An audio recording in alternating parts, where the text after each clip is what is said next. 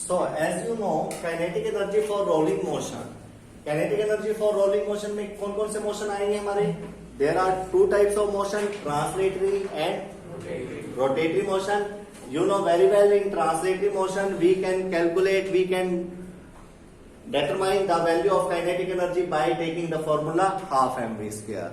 And for rotatory motion formula for kinetic energy कैसे निकालेंगे? Half I omega square. Here I is moment of inertia and you know very well moment of inertia का formula क्या होता है? mr square. And omega is angular frequency or you can say angular velocity. This is 2 pi nu or 2 pi upon t. You can write. And in some books formula is 2 pi f. Here f is frequency and it is reciprocal of time, या number of oscillation per unit second. You know all the quantities very well. But now the time of studying rolling motion kinetic energy. This is the time for kinetic energy of rolling motion. Because rolling motion के अंदर ये दोनों type के motion होते हैं, तो आपको जो इसकी काइनेटिक एनर्जी है वो कैसे निकालनी है?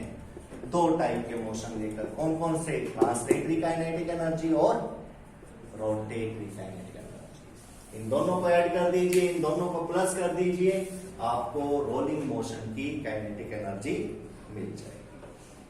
ठीक है. अब क्या रह गया इस टॉपिक में? Only put the value of. ठीक है. Kinetic energy for translatory motion you know very well half mv square. And what is the value of kinetic energy for rotation? Half I omega square. देखिए, अगर आपको ये सारी बातें पहले से पता है, कंडीशन का पता है, कोई ऐसी वैल्यू हम नहीं लेते जो उस कंडीशन में अप्लाई ना हो. हम वही वैल्यू ले सकते हैं जो उस कंडीशन में अप्लाई हो. ये बॉडी अगर सामने ना चल रही होती तो क्या होता? ट्रांसलेटरी मोशन कैंसिल हो जाता, फिर सिर्फ ये फार्मूला रह जाता. अगर कोई बॉडी रोटेट ना करे, सिर्फ चल रही हो सामने, तो ये कैंसिल हो जाएगा, ये रह जाएगा. अगर दोनों ही काम हो रहे हैं तो दोनों ही काइनेटिक एनर्जी आपको देनी पड़ेगी. ओके. कोई डाउट, कोई प्रॉब्लम नहीं? सेंटर ऑफ मास की ही बात चलती है इनमें, पूरी बॉडी की नहीं चलती. कोई बॉडी रोल हो रही है, कोई ये व्हील है, व्हील के पार्ट्स है ये. ठीक है. मास छोटे छोटे दुनिया भर के होंगे इसके अंदर, m1 m2 m3 you know very well. लेकिन आप इन सब को इग्नोर करके या फिर इन सब को सपोज करके एक ले लेते हो इसके अंदर से, वो क्या होता है? Centre of mass, MCM. M मतलब मास और CM मतलब सेंटर ऑफ मास. कि भाई मैंने whole body suppose to be concentrated at a point, तो MCM लेकर काम करता हूं. अगर MCM लेकर काम करते हो तो इसकी वेलोसिटी भी तो देखिए आप. वेलोसिटी देखिए, v1 v2 v3, ये इधर जा रहा है, ये इधर जा रहा है, ये नीचे जा रहा है. ठीक है. कोई पीछे जा रहा है. वेलोसिटी भी तो अलग अलग है. तो आपने इसकी वेलोसिटी के लिए भी क्या लेना है? VCM, सेंटर ऑफ मास. क्योंकि जहां पर मास, सेंटर ऑफ मास चलेगा इसका, उसी की वेलोसिटी कैलकुलेट की जाएगी. और पूरी बॉडी का जो सेंटर ऑफ मास है वो, जैसे डिस्क होती है उसके सेंटर में ही आप लेते हो, तो यहां पर आप उसका सेंटर ऑफ मास देखकर अगर आप देखो तो ये व्हील जा कहां रहा है? स्ट्रेट चल रहा है. कैसे चल रहा है? स्ट्रेट. तो इसकी जो सेंटर ऑफ मास की वेलोसिटी है वो क्या है? फॉरवर्ड, सामने वाली डायरेक्शन में. सामने वाली डायरेक्शन, बीच वाला पॉइंट ना तो नीचे जाता है ना ऊपर जाता है. और ये बीच वाला पॉइंट व्हील के जरिए कहां चलता हुआ दिखाई देगा? देखो अभी ये यहां पर 1 सेकंड में, 2 सेकंड में कहां पर होगा? यही पॉइंट यहां पर, फिर यहां पर चल रहा होगा तो ऐसे ही होगा, पीछे तो नहीं होगा, ऊपर या नीचे तो नहीं होगा. तो ये कौन सा मोशन चल रहा है? ट्रांसलेटरी मोशन चल रहा है इस पॉइंट के लिए. यस और नो? इस पॉइंट के लिए कौन सा मोशन चल रहा है ये? तो इन दोनों में से एंगुलर वेलोसिटी ये तो रोटेट करेगा, बट इसके लिए आपको पता लग चुका है ये कौन सी वेलोसिटी है? सेंटर ऑफ मास की. मतलब हर एक पार्टिकल की जो वेलोसिटी है वो आपने नहीं लेनी है, इस केस में कौन सी लेनी है, सेंटर ऑफ मास, क्योंकि पूरे व्हील का जो हमने सेंटर ऑफ मास स्टडी करना था वो कहां जा रहा है, वो तो सामने जा रहा है। ट्रांसलेटरी मोशन में, ट्रांसलेटरी मोशन में है तो ट्रांसलेटरी मोशन के लिए काइनेटिक एनर्जी का फार्मूला ये है, तो हमने इसकी वेलोसिटी को वहां से ले लिया। एनी डाउट, एनी प्रॉब्लम, कोई डाउट नहीं। चलो उसके बाद VCM, जो ये VCM है आपको भी पता है, अगर ये इस तरह से रोटेट हो रहा है तो ओमेगा होगा ये। ओमेगा का मतलब 2π/T, कितने चक्कर कितने टाइम में काट रहा है। 2π का मतलब एक चक्कर। 2π को कैसे स्टडी करते हो, पाई को 180 लेकर स्टडी करना होता है ना, ये रेडियन में होती है ना वैल्यू, तो ये 2π क्या हो जाएगा 360 डिग्री। 360 डिग्री का मतलब क्या है, एक चक्कर पूरा कर जाना, यही होता है ना। तो 2π/T का मतलब क्या है, 1 साइकिल अपॉन 1 सेकंड लेकर चलिए। मिनिमम वैल्यू से पता लगता है ना फ्रीक्वेंसी एक्चुअल मीनिंग, है ना। एक साइकिल पूरा कर दिया 1 सेकंड में, तो क्या हो गया 1 हर्ट्ज उसकी वैल्यू होगी। 2 साइकिल पूरे कर दिए 1 सेकंड में, तो क्या होगा 2 हर्ट्ज हो जाएगी। इससे पता लगता है उसकी एंगुलर फ्रीक्वेंसी का, और एंगुलर फ्रीक्वेंसी को ही क्या बोलते हैं, एंगुलर स्पीड। सपोज किसी की 3 हर्ट्ज है, किसी की 10 हर्ट्ज है, क्या मतलब है इसका, इसे 10 चक्कर काट देने 1 सेकंड में और उसे 3 चक्कर काट देंगे, तो स्पीड किसकी ज्यादा होगी, 10 वाले की ही ज्यादा होगी। बस बात यह है कि हमने ये रोटेशन में करना है। चलो V centimetre, V centre of मास किसके इक्वल होगा, ओमेगा की फॉर्म में लेकर आओ इसको। You know the relation between linear and angular velocity, r omega, r omega. R क्या चीज है, रेडियस। क्या बेटा, रेडियस, ये आर होगा, ओमेगा इसका रोटेशन, ठीक है। 20 सेंटीमीटर की वैल्यू पता लग गई, आर ओमेगा, और ओमेगा की वैल्यू क्या होगी, ओमेगा क्या होगा 20 सेंटीमीटर अपॉन, पुट कर दीजिए इस फार्मूले में, इस रिलेशन में। कुछ नहीं है इस डेरिवेशन में, सिर्फ 2 काइनेटिक एनर्जीज को आपस में क्या करना है, ऐड करना है, फिर दूसरे वाले की जो रोटेशन था ओमेगा वेलोसिटी थी उसको लीनियर में कन्वर्ट कर देना है, ठीक है। तो kinetic energy, total kinetic energy या kinetic energy for rolling motion is equal to half mv centimetre square, और centimetre no, centre of mass square, plus half I, what is the value of omega, V center of mass upon R whole square. Now simplify करिए इसको। Kinetic energy for rolling motion half mv centre of mass square plus half I V center of mass square upon capital R square. And now this is the time for taking the common quantities in this. क्या क्या common आएगा यहां से, half, and second thing is V centimetre square. क्या रह जाएगा, M plus I upon R square. तो ये वैल्यू इसके अंदर रह जाए। अगर M भी ले लिया जाए तो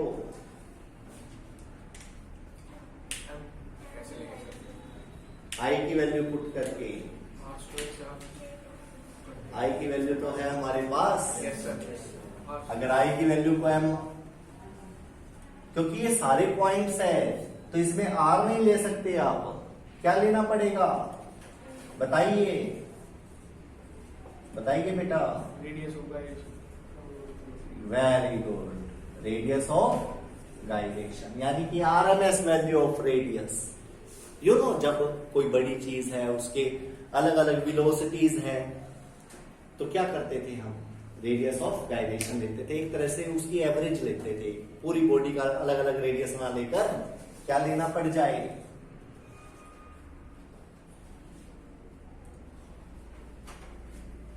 ठीक है। अब क्या कॉमन आ जाएगा, k is equal to half m v c m square, और ब्रैकेट में क्या रह जाएगा 1 plus k square upon k क्या है यहां पर, रेडियस ऑफ गायरेशन। k क्या है, radius of gyration. You can see जब व्हील की बात हो रही है, ट्रांसलेटरी और रोटेटरी दोनों मोशन हो रहे हैं, तो आप ये रेडियस की जगह पर क्या लेंगे रोटेशन में, रेडियस ऑफ गायरेशन। ठीक है, एनी डाउट, एनी प्रॉब्लम, कोई प्रॉब्लम यहां तक? चलो एक न्यूमेरिकल करते हैं इसका। ठीक है, न्यूमेरिकल करते हैं, कर दो रफ।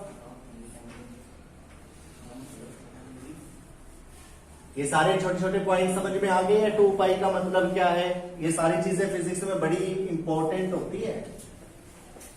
कोई सर्कल है, चक्कर कट रहा है उसमें, ठीक है, रेडियस हो गया, सेंटर में से जाने वाली लाइन 90 डिग्री पर होती है वो, ये सब आपको ध्यान रखना है। छोटी छोटी बातें हैं, बार बार रिपीट होंगी, नोट करिए। Numerical, a thin hollow cylinder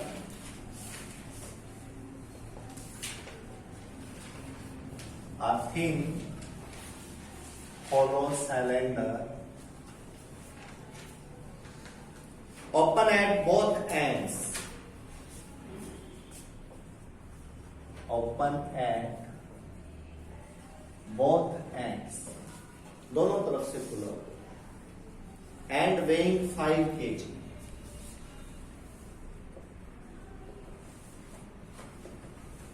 and weighing 5 kg। Weighing का मतलब यहां पर वेट नहीं है, मास है। और अगर ना पता लगे तो आप यूनिट देखकर पता लगा सकते हो, 5 kg। First, slides with, slide कर a speed of 10 metre per second, a speed of 10 metre per second से, विदाउट रोटेटिंग, विदाउट, ये वर्ड भी दे दिया उसने, विदाउट रोटेटिंग। अभी सेकंड क्वेश्चन और भी है इसमें, rolls with the same speed without slipping, rolls with the same speed means 10 metre per second से चलेगा। Rolls with the same speed without slipping, मतलब अब स्लिप नहीं करेगा। पहले क्या कर रहा था वो, स्लिप कर रहा था, खिसक रहा था, ठीक है, रोलिंग खत्म हो गई थी, विदाउट रोटेटिंग बोल दिया उसने, रोटेट नहीं करेगा। Compare the kinetic energies of the cylinder in the 2 cases, compare kinetic energy in the 2 cases। जो ये 2 केसेस दे रखे हैं, इनकी काइनेटिक एनर्जी आपको क्या करनी है, कंपेयर। चलो करते हैं सॉल्यूशन। सॉल्यूशन क्या क्या गिवन है इसके अंदर, मास कितना गिवन है 5 kg, वेलोसिटी कितनी गिवन है 10 मीटर पर सेकेंड। ये वेलोसिटी है या एंगुलर वेलोसिटी है, वेलोसिटी है, v की वैल्यू है, क्यों, मीटर पर सेकेंड, उससे कैसे पता लगेगा, रोटेटिंग में मीटर पर सेकेंड होता है बेटा। हाँ, इसको देखिए ना आप, विदाउट रोटेटिंग, इसका मतलब ये ट्रांसलेटरी है, ओमेगा भी हो सकता था अगर यहाँ पे कुछ यूनिट में चेंज मिलता आपको, रेडियन पर सेकंड में मिलती, यस और नो। तो यहां से देखिए बेटा थोड़ा कि अगर आप लैंग्वेज नहीं समझ पा रहे हो तो यूनिट्स को देखकर करिए, आप पे 2 ऑप्शन है चॉइस। अगर आप फिर भी नहीं समझोगे तो फिर फार्मूला गलत लग जाएगा और आंसर गलत आ जाएगा, मेहनत पे पानी फिर जाएगा, है ना। जब बात चल रही है लीनियर और रेगुलर वेलोसिटीज की, तो हम क्यों मतलब तंग हो रहे हैं। और इन दोनों को देने का मकसद भी यही है कि कि आपने लीनियर भी पढ़ रखा है पहले, अब रोटेटरी पढ़ रही है, अब दोनों को मिक्स करके पढ़ रही है कि भाई कंफ्यूज मत हो, ठीक है। तो कंफ्यूजन के लिए कोई जगह नहीं। चलो, when cylinders rise without rotating the energy is Holi. कैसी एनर्जी होगी अगर आपका विदाउट रोटेटरी मोशन है, विदाउट रोटेटिंग है व्हील या सिलेंडर, तो मोशन कैसा हो जाएगा? Good. If without rotating it means motion कैसा होगा? Pure translatory. Pure translatory. Pure translatory होगा तो काइनेटिक एनर्जी निकालिए। काइनेटिक एनर्जी के टी लिख देता हूं मैं इसको, ट्रांसलेटरी रह गया, सिर्फ रोटेटिंग खत्म हो चुका है इसमें से।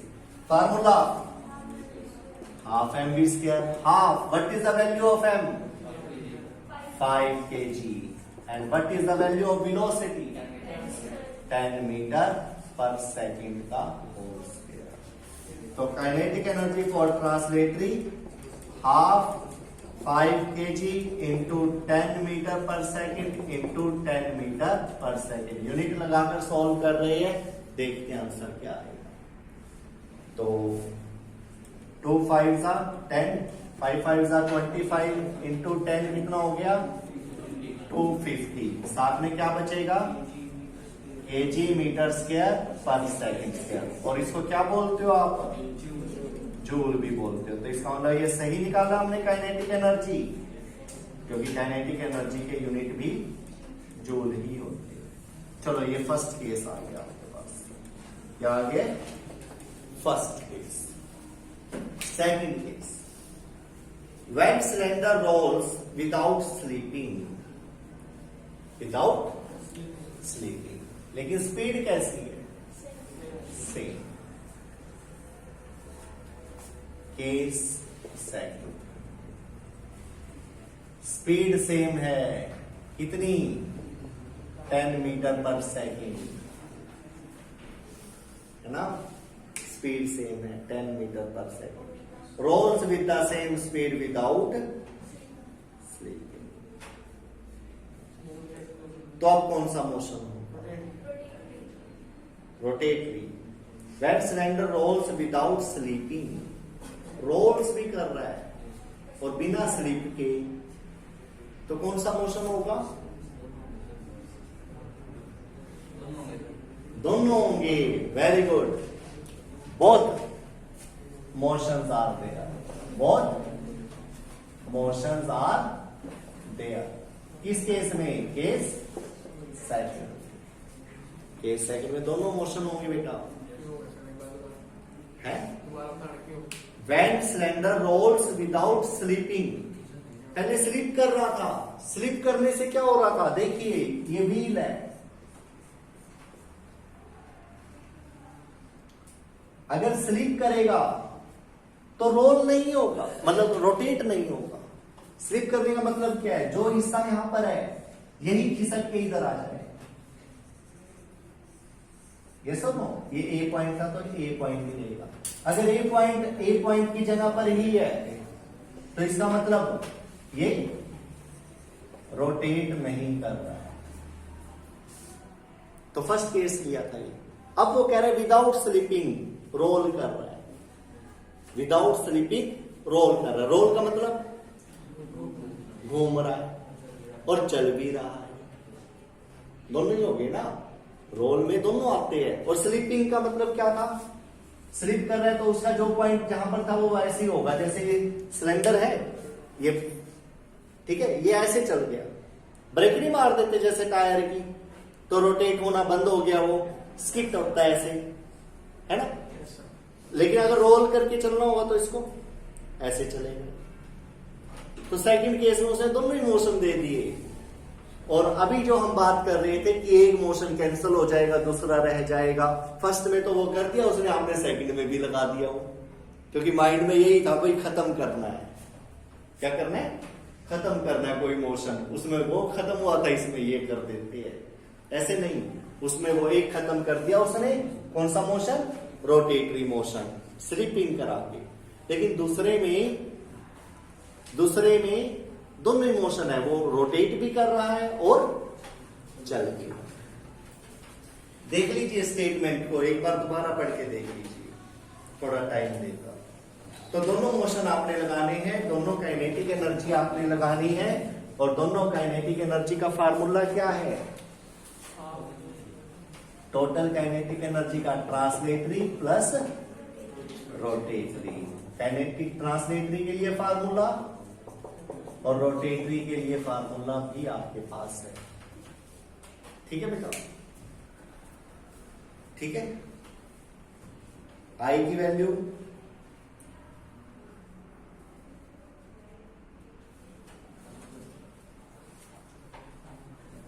चलो half m v square plus half m r square omega square लिख सकते हैं ऐसे। उसके बाद half m r omega whole square लिख सकते हैं ऐसे। बताइए आर ओमेगा क्या होता है?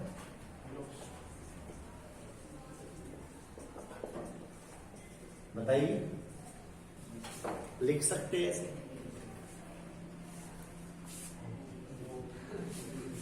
लेकिन आप तो नहीं लिख सकते ऐसे।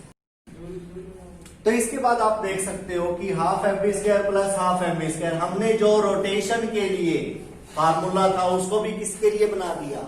एक तरह से ट्रांसलेटरी में ही कन्वर्ट कर दिया।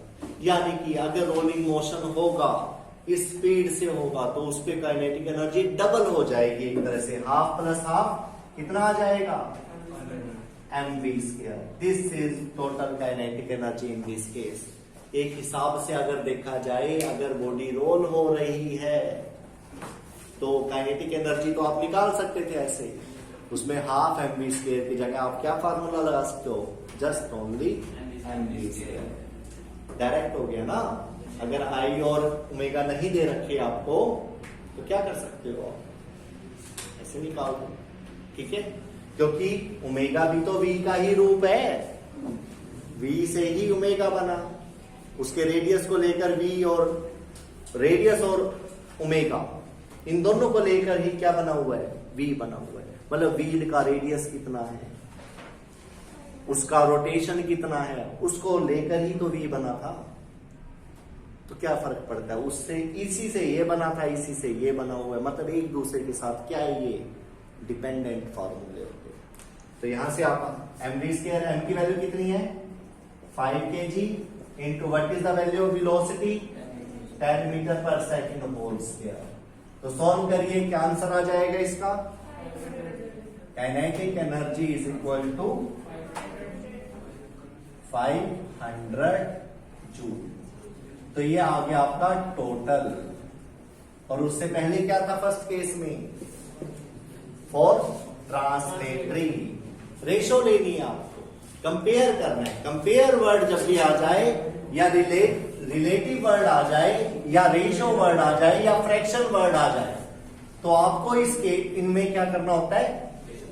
हाँ, न्यूमिनेटर अपॉन डिनोमिनेटर, यानी कि फर्स्ट अपॉन सेकंड, और you can do second upon first, दोनों में से कुछ भी कर सकते हो।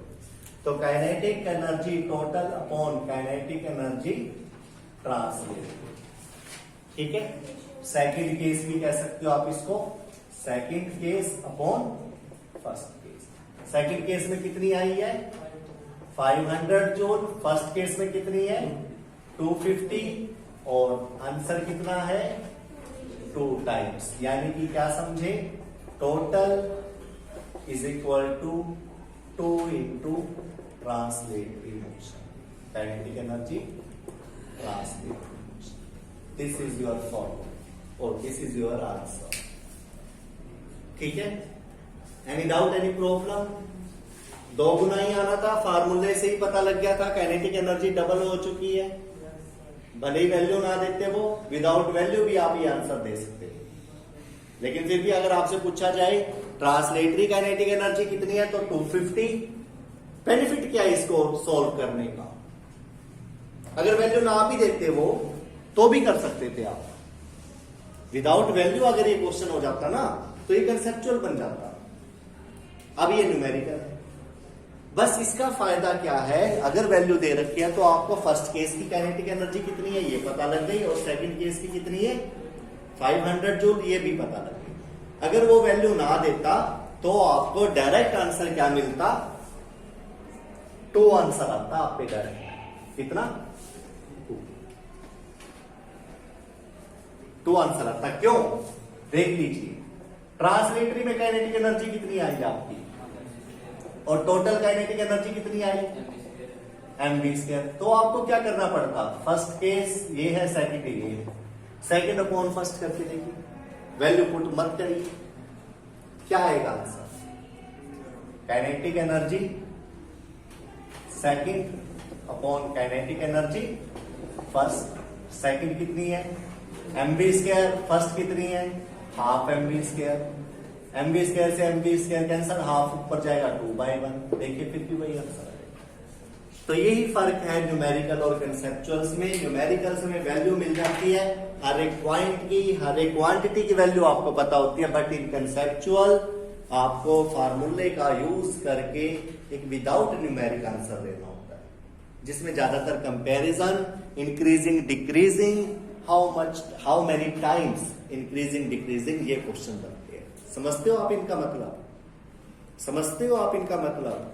कंसेप्चुअल में या तो इंक्रीजिंग कि ये चीज इंक्रीज हो रही है तो बताइए उस पर क्या फर्क पड़ेगा, तो आप आंसर दोगे इंक्रीज हो जाएगी, या आंसर दोगे डिक्रीज हो जाएगी, या आंसर दोगे नो इफेक्ट। कैसे, फार्मूला देकर, क्या देकर, फार्मूला देकर। दूसरा वो कैसे, अगर मैं इसको ट्रिपल कर दूं, ट्रिपल का मतलब क्या है, इंक्रीज करना, क्या है, इंक्रीज करना।